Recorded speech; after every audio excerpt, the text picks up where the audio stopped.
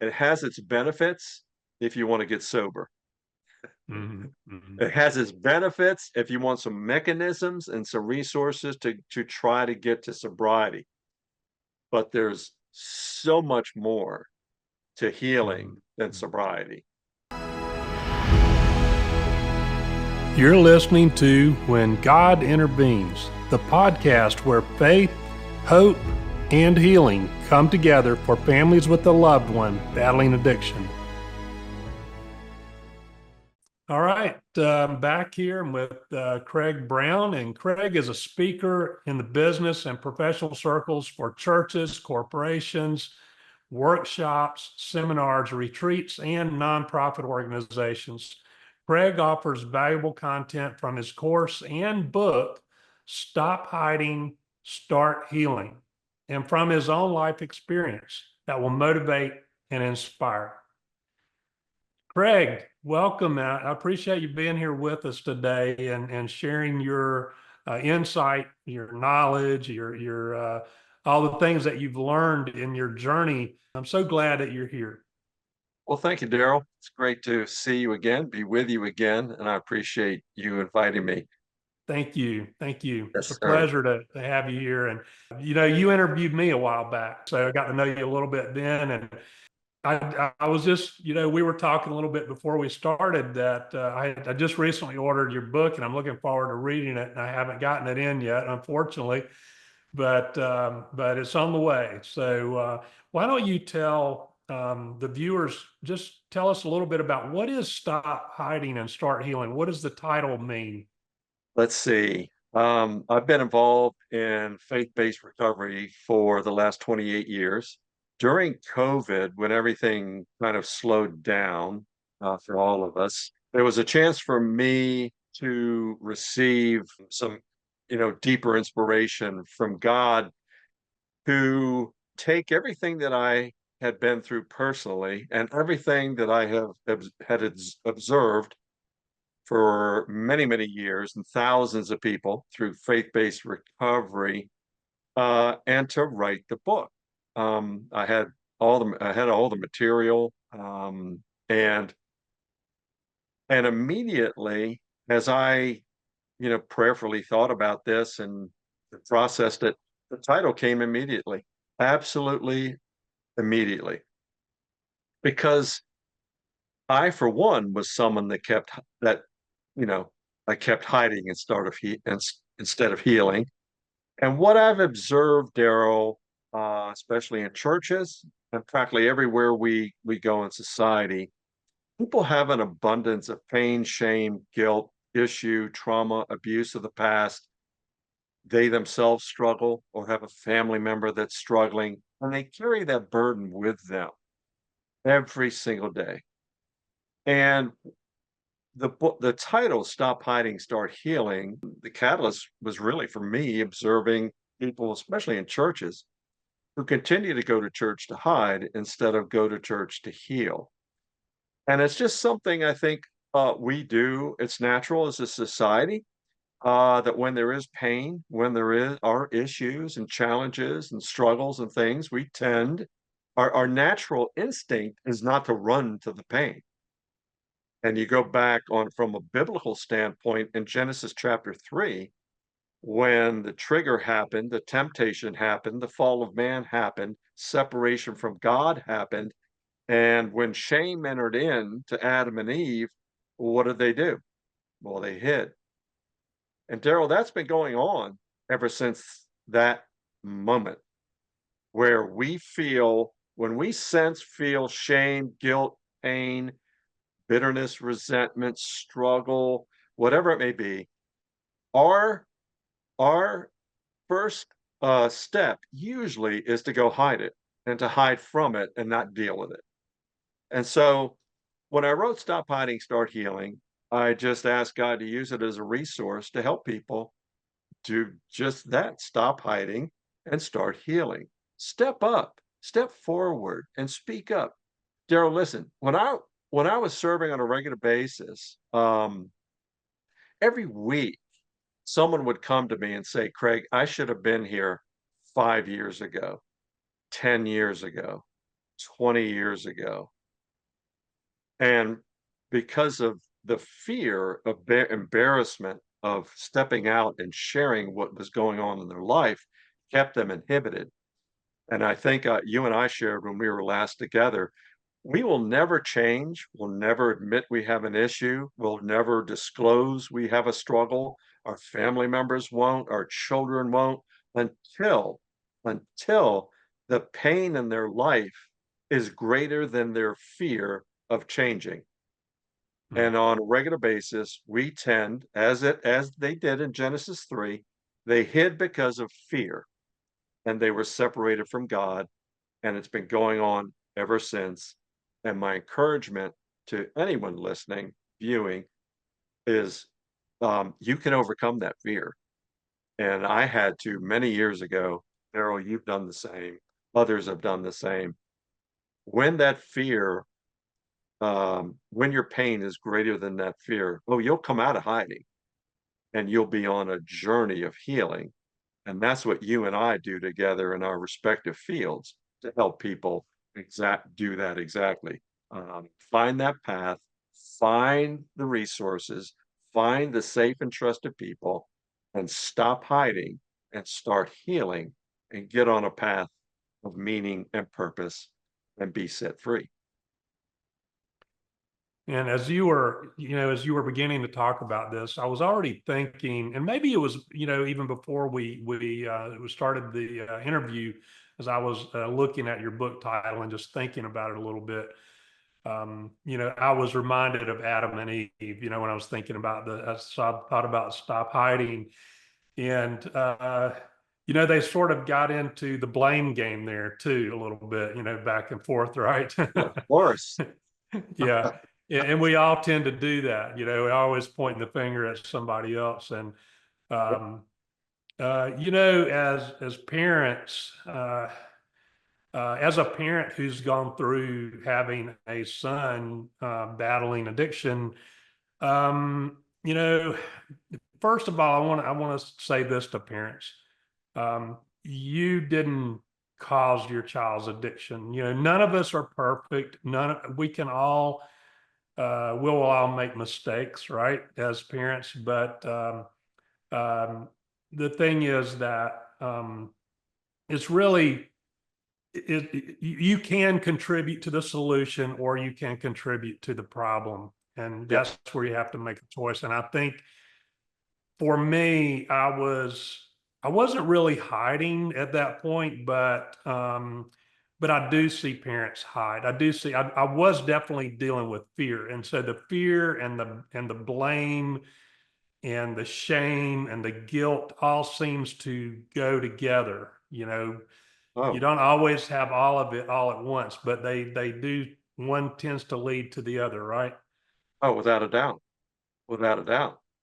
And that comes straight from the enemy of darkness who will use that shame, that fear, that guilt in parents who have a child that's struck just to wreak havoc in that family.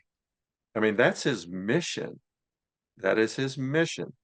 And you mentioned and your first statement about parents, it's not your fault. It's not your fault. And again, let's go back to Genesis chapter 3. When Eve witnessed the fruit, she saw it as pleasing and she desired it. And generally, if you have a son or daughter that struggles with addiction or um, um, loved one, they desire that. Desire began right there in Genesis chapter 3. And this is, Daryl, it's interesting. When I share this in seminars and it's a real eye opener for people. First of all, the origin of addiction is Genesis chapter 3. And the origin of everything from there, it all began with it was pleasing. And that's what addiction is. It's temporary. It does exactly whatever substance you're using, and it could be pornography, could be overspending, could be sugar, could be food, whatever you are using, you desire it. You desire that. And to do what? To hide, to medicate, to escape, to run. And that's the natural tendency for us as humans. And that's what they did in Genesis chapter 3. They ran, they blew it, they realized it. So as a parent, you have to realize that your son or daughter um, is desiring this, whatever it is, to medicate the pain, the shame, and the guilt, whatever they may be feeling. And we as parents, I have three grown adult sons. You have to, it's such a balance. And Daryl, you'll touch on this, I'm sure. How much do you allow your kid to struggle? You know, how much do you allow your kid to get to the pain level where they finally make a change versus and how much do I meddle? How much do I step in? How much don't I do? What don't I do? It's such a balance for parents. But you have to let yourself Yeah. off the hook because there's a battle going on for your child's soul. There's a battle going on. And there's one that can help you greatly, and that is God. A relationship with God and asking God to intervene and protect that son or daughter and snap the chains of that bondage. And it's happened in my life years ago, and I've seen it happen thousands of times in people's lives over the years. Yeah, there is power in not hiding, in coming out and just saying, okay, this is what I'm dealing with, and it doesn't mean you have to do it publicly, but in No, in spaces where you feel comfortable, obviously, and where absolutely. there's confidentiality, but finding a group of people that you feel safe with, that you can share, or a person, that you can share what's going on with that person, and there's so much power in just confessing, this is Yes, what I'm dealing with, and this exactly. this is the thing that I'm ashamed of, or this is the guilt that I'm feeling, and just confessing that, there's so much power in it. Oh, totally. Oh my goodness. When you see the countenance of someone, you can just see when they step up and admit that either their son or daughter is struggling and they finally entered into that safe place. And Daryl, you and I stress this, that you just don't open up your heart to just anybody. But there are very dear people there that have empathy that are going through what you're going through, and you have to find them because they're the ones that understand. And you want to be around people that understand, not around people that are going to try to fix you in your situation. And but you're absolutely right. Yeah, parents feel at a loss at times, and it is such a big challenge. But with the resources that are available, through you, Daryl, myself, with Stop Hiding, Start Healing, that's what we're called to do, to answer those questions and to give guidance and, biblical principles and things to help people, to help them and their loved ones. Yeah. There is for a long time, I've heard people talk about the stigma that goes along with addiction, whether, whatever the type of addiction may be. And I've heard talk about reducing the stigma. Um, Yeah, you know, there's a lot of different ways you can look at that. yeah, How much do we want to reduce the stigma to the extent that, I mean, we need that feedback that something's not right. yes, It doesn't need to be, okay, well, the stigma is reduced to the extent where it's like, oh, well, this is okay to do, or this activity or this behavior is okay to do. We need to feel that. Tell me if I'm wrong here, but am I on the right track, that we need that warning sign that something's off a little bit, but then the healing comes when we confess, these are the issues that we're yes, having. Whether it's, it could be something that it could be some sin in our life, or yep, it could be something that's not our fault, but that we're dealing with and we feel a burden for. But it doesn't, I mean, it helps to get it out there and to talk about it. But by the same token, Yeah. there needs to be a little bit of something, an impetus for change. Is that, Oh, without a doubt. Yeah. Uh, and again, from my perspective, I'm a firm believer that the enemy uses stigma to keep people from going to where they need to get help. You mhm, know, uh, for instance, uh, mom and dad have a son or daughter that is struggling, and it's totally foreign to them. It's completely foreign. Some are completely caught off guard, right? And they're active in church. Some are leaders. They serve. They're involved, and the enemy uses that stigma, right? That, oh my gosh, our son or daughter is struggling with an addiction. I don't really want to tell anybody. Because of that very reason. Well, you have to move away from that, and do what is absolutely the best for your son and daughter, and bring it to the surface. Stop hiding it and step up, and don't allow stigma or believe me, recovery rooms, faith-based recovery rooms should be packed, because you know how there are practically everyone in church is struggling with someone in yeah, society, in your office, in your family. It may not be an addiction, mind you, but there are struggles that people are going through that they continue to hide and not deal with. Why? Because of the stigma. And that's where the enemy has wreaked havoc on this world in the lives of people for that very reason. Now, at the same time, you know, uh, you have to call it what it is. I mean, it is what right. it is. My son or daughter is struggling with an addiction. Stigma aside, where I'm struggling with an addiction. Stigma aside, my pain is at a place where it's greater than my fear, and I'm going to go get help. I've got to go get help. Now that could, you may have that experience, but it may take time for that person to eventually step up and speak up. And Mhm. so, you know, Beryl, I think what also you describe is the healthy guilt versus the unhealthy guilt, right?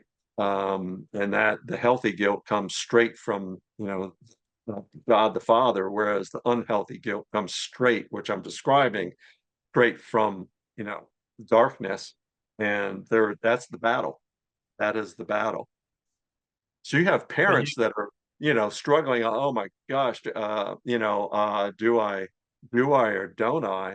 Well, always side with the healthy guilt, because it's for your best interest. Healing is on the other side, and there are safe people, trusted people to help you get down on this journey, and that's what you have to respond to. yeah, I think a lot of times people, you were talking about people hurting inside the church, people that are regular church attenders, people that are Christians, and I think a lot of people, both on the inside and on the outside of church, get the wrong idea. Um, that people that go to church don't need help, but Oh, Jesus came to minister to the sick, right? And the reason you go to church is because you need to be ministered to, you need healing, uh and everyone needs healing. We live in a broken world. It's just, going back to Genesis, we live in a yeah, broken world, and totally. the healing, I can tell you from my own experience, having lost my son to, a drug impaired wreck, that, that's been 10 years ago, a little over 10 years ago. And I'm not completely healed. Well, I am in a Yeah, sense. I'll never be the way I was before, right, and so I think right. of it, and Yeah, any kind of trauma, any kind of healing that you're going through, and the way I think of it is sort of like a wound. If you have a wound, when it heals, if it's a really, especially, serious wound, there's going to be a scar there. It's There will. not going to look the same. You'll never look quite the same, Yep. but you're healed up. I don't Yes. know. Does that resonate with you? Totally. Absolutely. Yes. Absolutely. Um, I have very close friends. I think I shared with you, Beryl, that lost their son. Wasn't a drug impaired wreck, but it was a wreck. And young man, 19 years old, had the world ahead of him, athletic, smart young man, beautiful young guy. And and to this day, that was 20 years ago. To this day, when I look in the parents' eyes, I see it. I see it. And that won't leave you, Daryl, but at the same time, we there is hope and there is change and there is healing available. And when you describe that you may not be who you were before that fateful night, you're still a man of God. You're still a person after God's own heart, as we all are, and every parent is that's listening. And he will wipe, the Bible tells us, he'll wipe away every tear, every single tear, and help you get stronger and better and be equipped to do what you're doing, Daryl, and that is to reach out and minister to others. And I think that is absolutely positively therapeutic in your healing to reach out and give back because you fully understand as a parent with empathy and love for others to help them get through their grief and that season of sadness. Everyone's season of sadness is going to be at different increments, different lengths of time. Uh, but your identity hasn't changed. You're a loving father, you're a husband, and and a man of God, and those listening, you are the same. Um, Part of you lost part of you, but God will restore. His promise always is, I will restore to you what has been taken. Maybe not in the flesh, you know, but with the family member, but you know, what you have gone through in your heart, your mind, your soul, and to fill those voids over time. Yeah, for sure. You're never the same person, but you can become when God goes to work, when you allow God to go to work, and you can become a better person than you were before, because you can, like you said, you can become more resilient, and there's opportunity for self-reflection, which can bring about growth. So the pain is an opportunity for growth, as uncomfortable as it is. And that's what I tell people all the time is you have to lean into this pain, as difficult as that may You be. have to. Yeah, I love that phrase. You have to lean in. You cannot hide. Yes, you will for a while. Oh, Mm, believe me, you're going to isolate for a while. You don't want to be around anybody probably for a while, and that's perfectly natural and understandable. But at the same time, you're going to have to lean in and exactly do exactly that. Deal with that without a doubt. The book of Isaiah, it says, do not dwell on the past.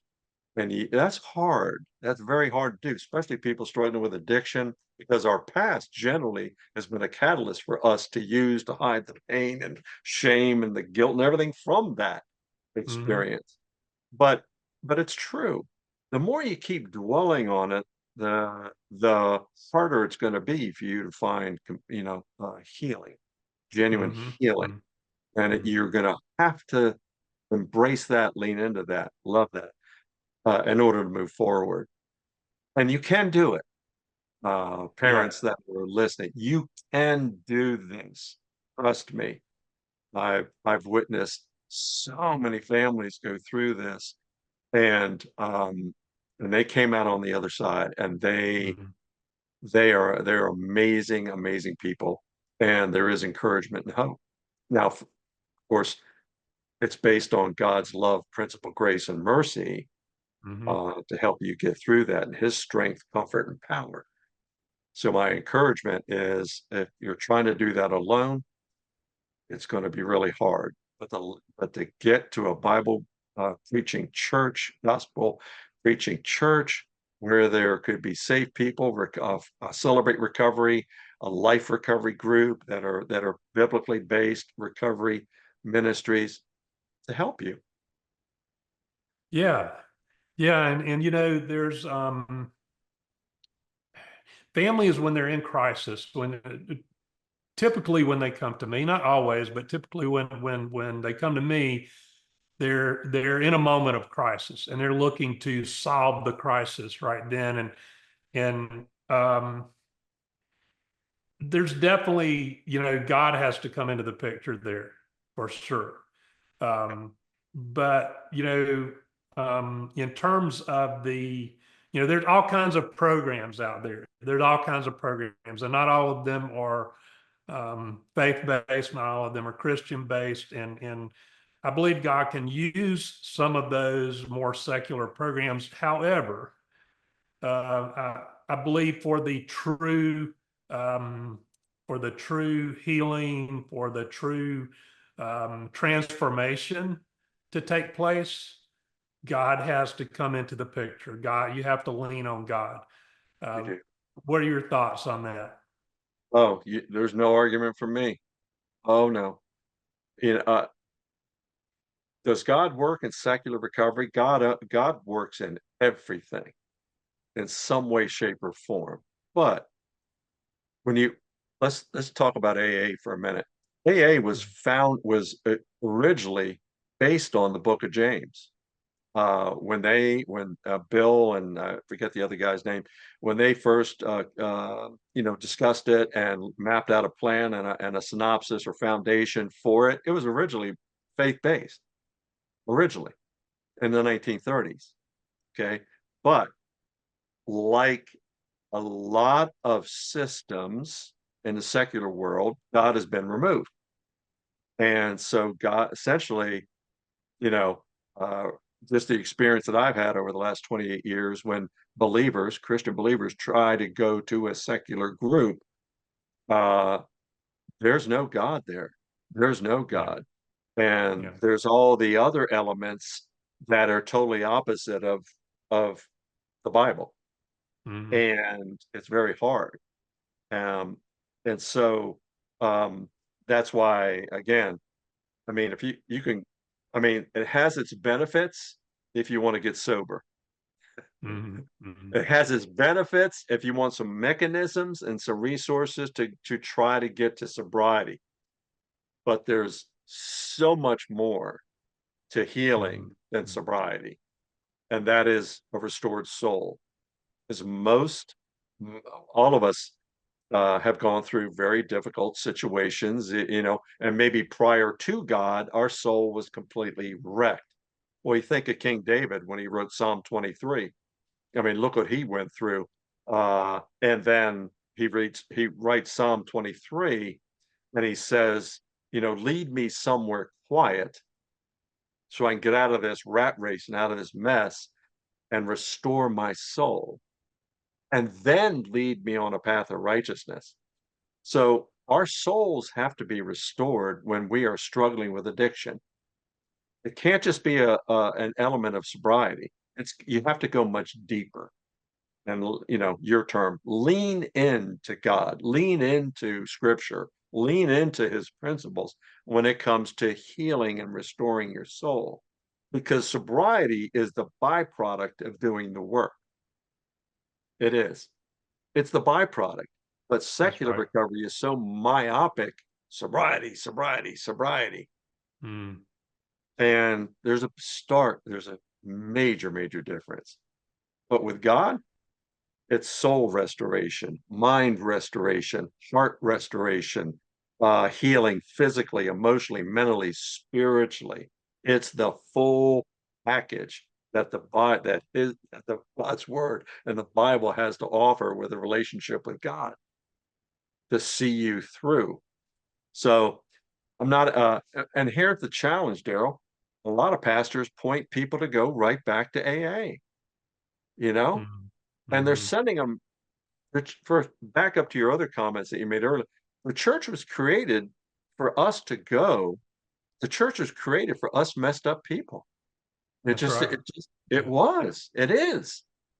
And oftentimes people that struggle with an addiction or a parent that has a child that they may go to that church, but the church is not equipped.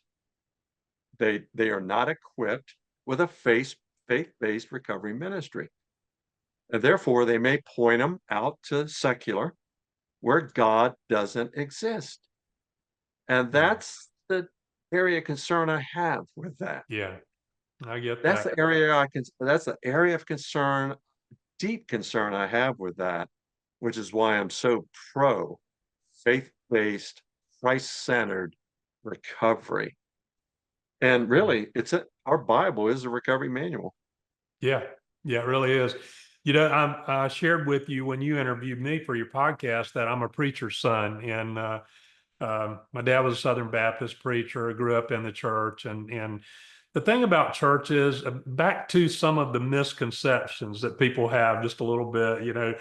Um, when you have hurting people hurt people, right? And there are Oh, going to be people in the church who are hurting. Some of them are professing Christians. Some are Christians, but we're a work in progress, right? And so someone who is maybe new to a church environment comes into church and they run into somebody who is judgmental, who's overly judgmental, and they get burned and they get the wrong message that this is what church is about. It's about if I'm not perfect, that I'm going to be unfairly judged, and they feel that judgment, and so they stop coming to church. And it's really it's the relationship with God that's the key. But you do need to fellowship with other believers, and if you get into the right church and you're getting the right teaching and the right ministering to, then there's opportunity for healing. What do you have to say about that? oh, absolutely. Um, th- what you just described is what is known as church hurt. There have Mhm. been a lot of people in and out of addiction that have been hurt by church. There Yeah. really have. A lot of adults who I ministered to had horrific experiences growing up in church. So the last place that they wanted to go to find healing or help for their struggle was church until they ran out of options and thought, well, let me just give this a shot, you know. Right. And they would enter into our ministry and realize that, oh, okay, there's something different here. These people fully understand what I'm going through, and they're not judgmental. They're accepting. They love me unconditionally. I think these are people I can trust. I think these are safe people. That's a beautiful environment when you have a faith-based recovery ministry like a Celebrate Recovery or New Life and their life recovery groups that are in churches all over the country. And there are probably some others as well. When you have that pocket, that beacon of hope within the church itself, man, that's what it's all about. Yeah. But not all churches are equipped. Right. So I, I mean, I've been on a mission with Stop Hiding, Start Healing in the ministry to help pastors fully understand that. Stop sending them back into the secular environment because all you're doing is fueling their struggle, their shame, their guilt, and they need the Lord. They need the Lord in a big way. Yeah. And just when you read the New Testament, and we've talked about the Old Testament a little bit, when you read the New Testament, you see all these examples of Jesus healing people, and there's all these miracles. But it starts with the heart, with healing the heart. And that's the most important thing, because none of us we're all here temporarily, right? And I think, let me ask you this, about when it comes to faith. Um, I'm talking about when I'm talking about faith here, I'm talking about having the faith to do things when we're a little bit frightened, having the courage to take the action that God leads you to take when it's scary to do so. You Right. know, you're Yeah. feeling the fear, you're feeling the whole fight or flight thing going on, and uh, but I see this with parents, and I'm sure fear is it's one of our biggest enemies, and you touched on it earlier that this is spiritual warfare, Yeah. and so um, man, when we're talking about faith here, um, what would you say to parents, I guess, because parents are our main audience here for this summit, when they're feeling that um, fear and they know they should be taking some type of action and maybe they have some direction, maybe they have some ideas on, man, I probably should do this. What should be some of their first steps? Yeah, that's a great question. We all deal with fear, all of us, at varying levels, varying experiences or things that instill fear in us. But when it comes to faith, there's our faith, I fully believe, is the most challenged when we are presented with either, again, a struggle that we ourselves are going through personally, or we have a loved one. And that is where so many people, their faith is rocked, their faith is, and that's why people can tend to to go before the church with the issue, to go outside the church and go in that secular environment. And that my warning for parents would be no. No. Um, there is no fear in the name of the Lord, and the Bible is very clear about your ability as a believer to overcome any fear of embarrassment, of shame, or that we've touched on earlier, to go before those you trust and those that are safe to share about what is going on in your life. I mean, again, the the origin is in Genesis chapter 3 when they were afraid because they heard God coming Hmm. after the fall. And so that's been instilled in us and it's natural for us. So my encouragement to you is what you're experiencing and feeling even as a believer is totally natural. And God Yeah. understands that. See, he doesn't condemn you for that. He sees everything. Everything. And his hand is on you. And he's waiting for you to get to that point, right? Where you will step up and disclose, here it is, Lord. Here it is. Um, my people helpers I need right now. Um, and it can be a hurdle to overcome that, but it's not impossible. Nothing is impossible with God. Nothing. And he'll give you the comfort and the strength. He'll give you the strength to be able to step up and work through this. But the first step is admitting it. Yeah. And My yeah. son, my daughter is struggling. I'm helpless. I feel hopeless, and I don't know where to turn. Um, and we have tried to control this ourselves. We've tried to look at, different options and what have you. And but now um I have to go, I have to go to where the gospel's being preached, and I have to go and I have to share, I have to get over my fear of this. Mm-hmm. Um, and it can You be know, done faith, like a lot of things, is it gets stronger as we exercise it, right? without a doubt. As you can start by taking those little steps of faith, and and start with that and just continue and um, Yeah. uh, certainly we have other tools too, like we have the Bible, we have the Word of God, and Yeah.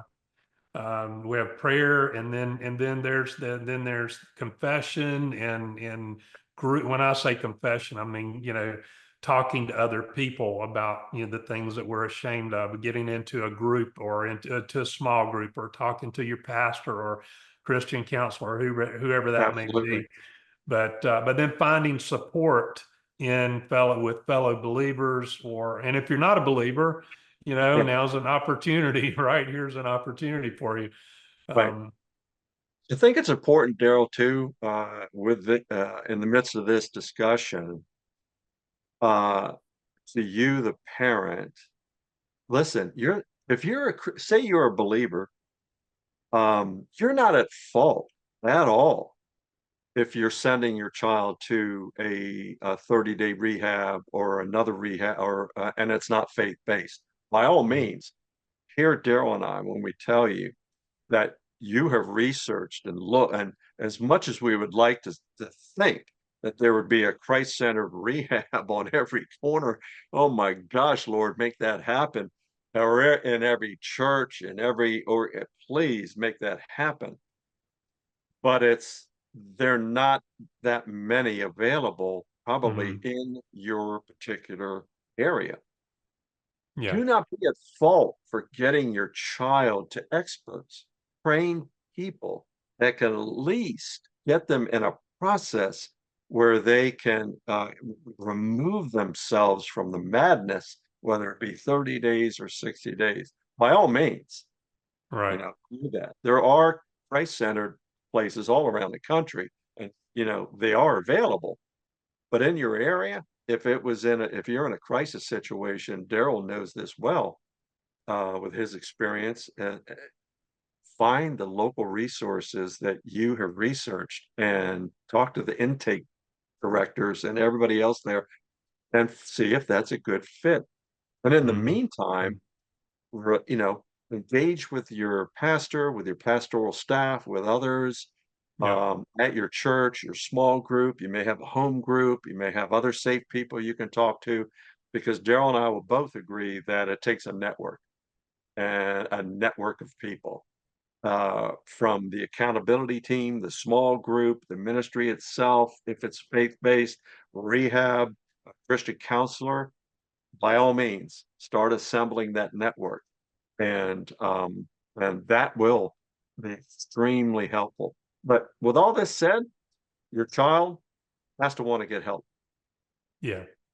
Yeah, your child Yeah. has to want to admit, has to be at a pain level where it's greater than their fear of admitting it to you or others, that they are ready to get help.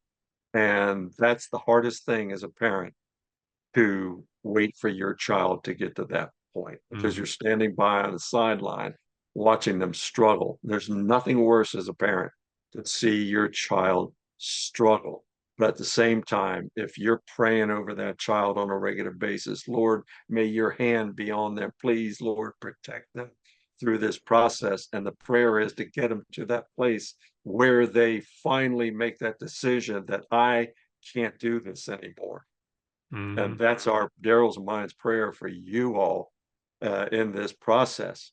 Lord, may you cover our child through this process of bringing them to the place where their pain is greater than their fear. Yeah. Yeah, a lot of times for parents, that fear is centered around setting and maintaining healthy boundaries, because they have I think there's an unspoken fear a lot of times that well, if I set this hard boundary, Yeah. and let's say they have an adult child that is living in their home still, and they say, well, no, I'll pay for treatment, but I can't allow you to continue to live in my home. I won't do Right. that. Then there's this unspoken fear there that, well, if something happens to them and they die Right. of an overdose or something out on the street, I'm going to feel guilty for that. Oh Uh, man. yeah. Yes. The thing That's a is lot. that your children, we're our job as parents is to help them facilitate them growing into an independent adult capable of making it out there in the Exactly. world on their own. And as long as we coddle them constantly, they can never make that transition. Absolutely. It, as a parent, you have to allow your kids to make mistakes and learn from them. You have to allow your parents, I'm sorry, as parents, your child, you have to allow them to struggle. You have to Hmm. allow them to experience pain and all the things that we've discussed to a degree. But um, Daryl and I will definitely agree. But you have to monitor your kid. You have to Yeah. have holy eyes and ears to monitor and observe their behaviors, watch for the changes, watch for the withdrawal, the isolation, the friends they hang out with. How much are they on their phone? Are there new people that have entered into their life that you've never met before? And there's a lot that you have to observe in your child and their behavior and their patterns. Um, and definitely what Daryl, you're an expert at. Certainly. And that's where you would be a major resource and a blessing to many parents. But it's something, we have to pay attention to our kids. We've got to. And oftentimes, you may be, when you make observations and what have you, um, and you address your child, and do your best not to use you, but talk about the pattern, talk about the behavior. And Daryl, one of the terms that is underutilized with parents is is framing your addressing them with help me understand, you know, Yeah. help me Yeah. help me understand what's going on, you know, Yeah. what is it just I'm your dad, I'm your mom. What is going on? And oftentimes that one phrase, help me understand, versus you better stop doing this, or you better Right. quit doing that, or you're not going there, you're not using my money anymore. Start with help me understand. We I want to help you. We want to help you. Help us understand. What are you feeling? Has something happened in your life that we're unaware of that is causing you this struggle? There's pain or what have you. Hmm. Hmm. And he may just offer it up. And that's the prayer. Yeah. Yeah. Yeah. Yeah. Asking the right questions and being a good listener is really important. Um, well, Craig, tell people where they can find your book and tell them a little bit about your I know you have seminars going on, so Yes, and so tell us about that and your website. sure. And just so you understand, I just celebrated 39 years of being set free from cocaine and alcohol and the addiction I was immersed in years ago. And so I'm passionate about helping others, and have been for the last 28 years through I was directing a Celebrate Recovery at our church for 23 years. I launched Stop Hiding, Start Healing. After I wrote the book a few years ago, I've been speaking and kind of now I'm out on my own with Stop Hiding, Start Healing. We're now a nonprofit ministry. As of this past January, we host seminars, other events. We ask churches if they'd like to have us in to offer a seminar for their church, their congregation, or local community. It's myself and one of my colleagues who's a Christian physician, and they explain in depth in a couple sessions the brain and addiction, harm reduction. So or Dr. Bravada or Dr. Middleton, whoever accompanies me, they explain the physical and the mental aspect of what addiction does to the body and what have you. I essentially drill down on on the biblical principles and the origin of addiction, as I did today in Genesis 3. Hmm. Walk people through the process of how they can enter into a path of healing and restoration. So that's the Stop Hiding, Start Healing seminar. We have one coming up in November, on November 2nd here in Maryland. My websites are stophiding.starthealing.org, stophiding.starthealing.org, and the book you can find on Amazon or where books are sold. Okay, great. And you have a YouTube channel as well, right? I You- do. I do. Stop Hiding, Start Healing. Yeah, it's Greg Brown, Stop Hiding, Start Healing. Yes, I do. And Okay, Facebook, Stop Hiding, Start Healing, my own personal page. So, yeah, okay. I'd And love to help you any way I can. If you'd like to reach out, find out more information about what we do, or you just need someone that someone to talk to, I'd be there for you. great. And how about the podcast? If they just want to listen, do you have a Sure. podcast as well, right? Yeah, that's right. And definitely download Daryl's interview that he and I did together. The podcast is Stop Hiding, Start Healing. You can find that on all the different podcast platforms, Apple, Spotify, on YouTube as well. Yeah, I have a number of episodes there, a number of different people that have wonderful stories to tell, and also excellent resources and information. But you can find the podcast on most major platforms. Yep. All right, great. Thank you so much, Craig. I appreciate you being here today. Thank you for sharing with the audience, and look forward to seeing you again soon. Yes, sir. Thank you, Daryl. Pleasure to be with you. Thank you for tuning in to When God Intervenes. If you found today's episode helpful, please subscribe and leave a review. Your feedback helps us reach more families in need of hope and healing. For more resources and support, visit our website at thefamilyrecoverycoach.com. Until next time, stay strong and keep the faith.